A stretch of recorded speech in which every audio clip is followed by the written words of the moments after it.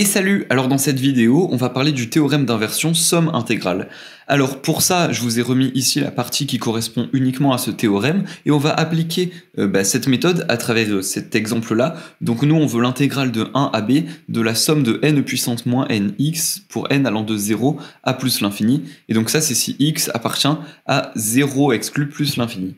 Alors avant tout, il va falloir vérifier ces deux conditions, donc il faut que la série de fonctions converge uniformément ou converge uniformément sur tout compact sur i, donc qui a un intervalle AB. Et dans un second temps, il faudra aussi vérifier que la suite de fonctions associée à la série soit C0 sur i, autrement dit, il faut que cette suite de fonctions soit continue sur i.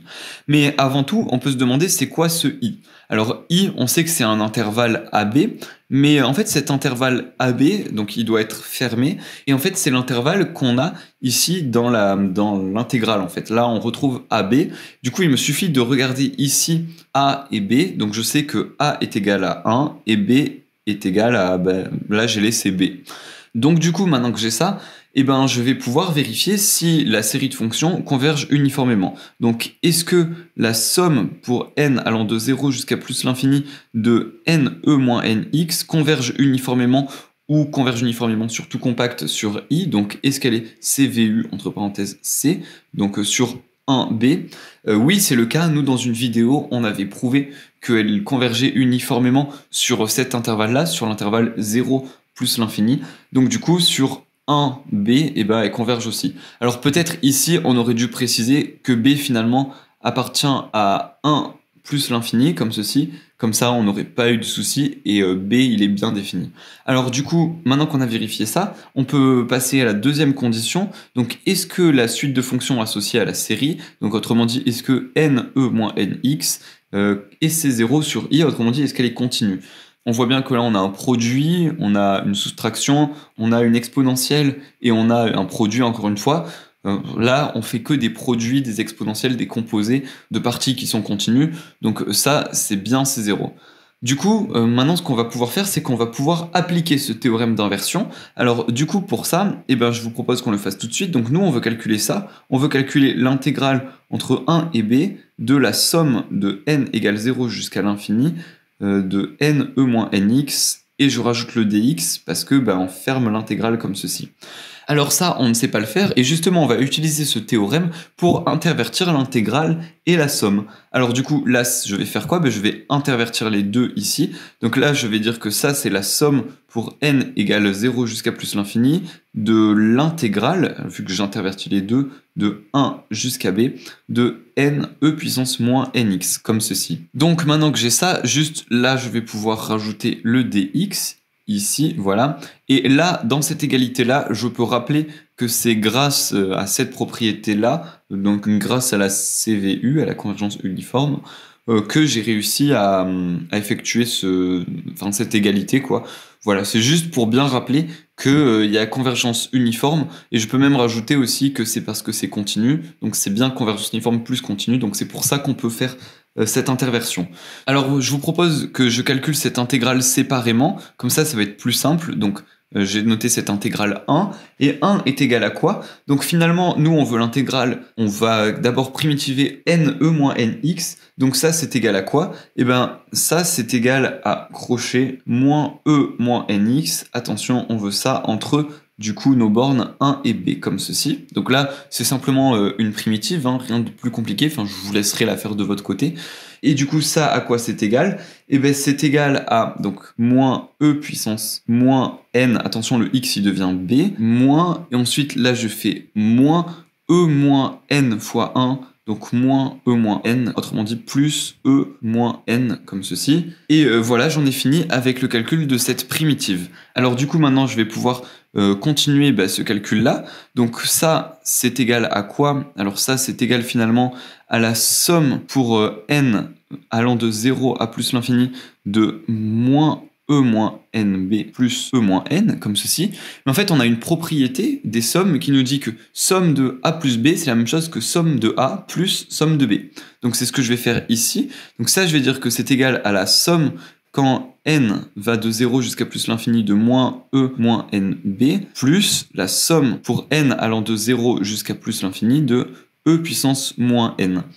Et là, vous remarquez quelque chose d'assez spécial, c'est qu'on a deux séries géométriques. Et les séries géométriques, on sait les expliciter. Donc ça, c'est plutôt cool. Qu'est-ce que ça nous donnerait? Alors, je vais redescendre en bas ici, ça c'est la suite du calcul, hein.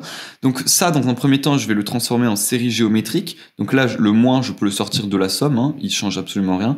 Donc c'est comme si j'avais moins E moins B, le tout à la puissance n ici, pour n allant de 0 jusqu'à plus l'infini, plus...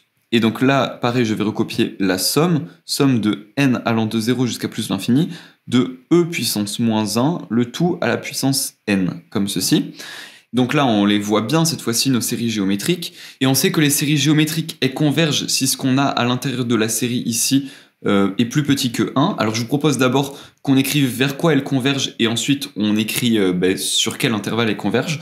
Donc cette série géométrique-là, elle va converger vers 1 sur 1 moins, et donc ce qu'on a ici, donc E moins B, comme ceci, et là j'ai plus, et là j'ai ça, donc là c'est comme si j'avais, cette série-là, elle va converger vers 1 sur 1 moins E moins 1, comme ceci, et du coup il faut bien vérifier que ce qu'on a à l'intérieur à chaque fois de la puissance n soit plus petit que 1, autrement dit, alors je me mets sur la droite ici, je peux vérifier ça, alors il faut que E moins B soit plus petit que 1. Alors attention, c'est en valeur absolue, hein, mais les valeurs absolues ici ne changent rien parce que E, c'est toujours positif, donc ça ne changera rien. Ça équivaut finalement, donc si je mets ln de part et d'autre à moins B plus petit que 0, et ça c'est la même chose que B plus grand que 0. Et là, B il est forcément tout le temps plus grand que 0, puisqu'il est compris entre 1 et plus l'infini. Donc on pouvait bien développer cette série géométrique, hein, puisqu'elle convergeait, puisque B est tout le temps positif. Et dans ce cas-là, est-ce que E-1 est tout le temps plus petit que 1? Pareil, E-1, on devrait le mettre en valeur absolue, mais qu'on mette ou pas les valeurs absolues, ça change rien parce que E est toujours positif. Ça, c'est la même chose que si j'écrivais 1 sur E plus petit que 1. Autrement dit, ça veut dire que si je multiplie par E de part et d'autre, ça veut dire que E est plus grand que 1. Et on sait que l'exponentielle, c'est la même chose que exponentielle puissance 1. Et E puissance 1, ça vaut 2, quelque chose. Donc 2, c'est bien plus grand que 1. Donc pareil, là, on pouvait bien expliciter cette série géométrique puisque ce qu'on avait à l'intérieur de la puissance n était bien plus petit que 1 en valeur absolue. Voilà. Donc finalement, vous voyez que ce théorème d'inversion est hyper puissant parce que c'est grâce à lui qu'on peut expliciter des séries qui ne sont pas spécialement géométriques. Par exemple, la série n(e-nx) n'était pas géométrique, et pourtant on a réussi à expliciter son intégrale. Voilà, donc de là j'ai deux petites remarques. Alors la première, c'est que de là, je pense que vous vous rendez compte à quel point ce théorème il est puissant, puisque regardez, là j'ai intégré une série que je n'arrivais pas à expliciter, et en l'intégrant, j'ai pu expliciter l'intégrale de la série.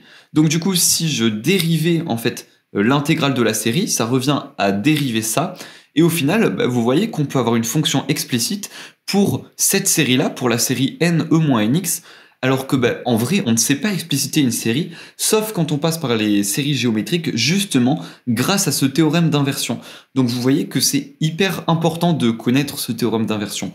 Et du coup, le deuxième petit truc, c'est à propos du théorème de continuité. Vu qu'on a vérifié ces deux conditions, ce théorème nous dit que la série, donc somme de fn de x est continue sur i, autrement dit que somme de ne puissance moins nx est continue sur i.